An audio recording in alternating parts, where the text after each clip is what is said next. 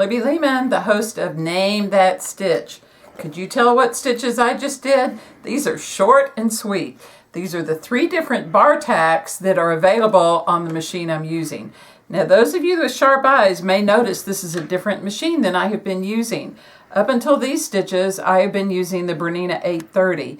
But I just got from FedEx the other day the brand new Bernina 780, so I thought we'd give it a try. I love this little Bartack. It's meant to reinforce the seams of like jeans or at a pocket, but I like to use them for decorative purposes. One of the things I like about them so much is they do a single element automatically. They stop and they secure themselves. So I'm going to come over here and stitch one of these and I'll show you. Let's just do this middle, I call it almost a pine tree look.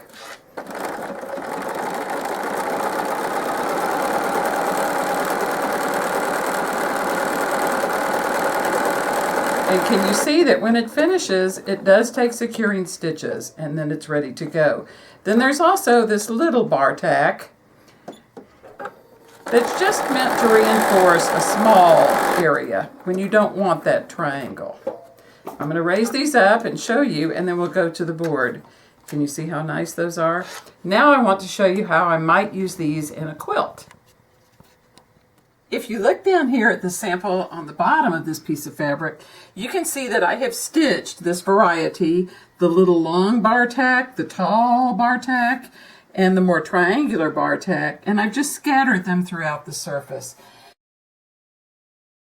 Now you might think that you would have to start and stop and secure each one of these, but I want to show you a little trick that I've come up with. I'm going to just show the little narrow Bartack.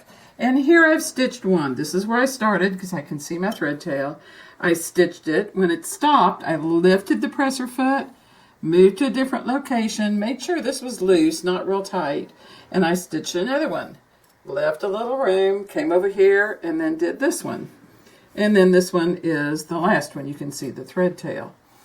Now, instead of pulling these to the back and tying them off, which didn't work real well for 2 reasons.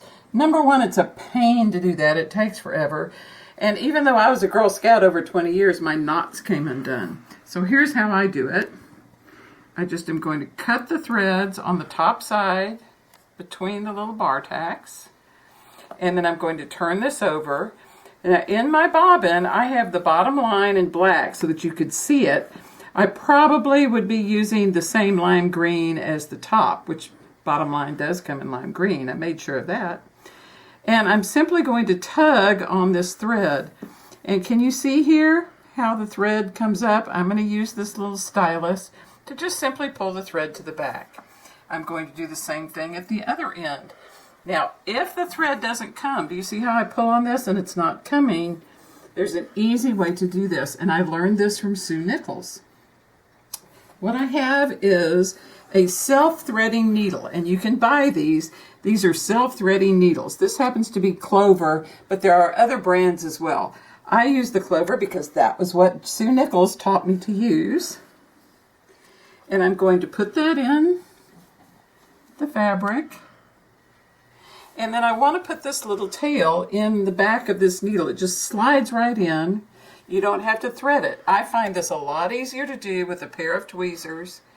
And let me get this where hopefully you can see it. And I'm just going to pull it through that little slot and then pull it to the back. Let me do it on another one here. Even though this thread is short, if I make my needle short, I can get a hold of it, just fit it in the little groove and pull it through to the back. Now here's the trick. I would continue to do this on all of them.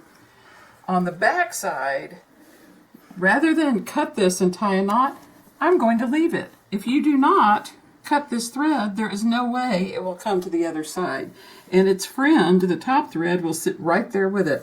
This is the back of my quilt. No one is going to see that. Pardon me, this is the back of my quilt top, not the back of the quilt. So I really don't care what this looks like. And if you do that, you won't have to tie off each one of those little tacks. So as the Swedes say, tack så mycket, which means thank you very much in Swedish. And I hope you enjoy the Bartacks, and I'll see you again on Name That Stitch.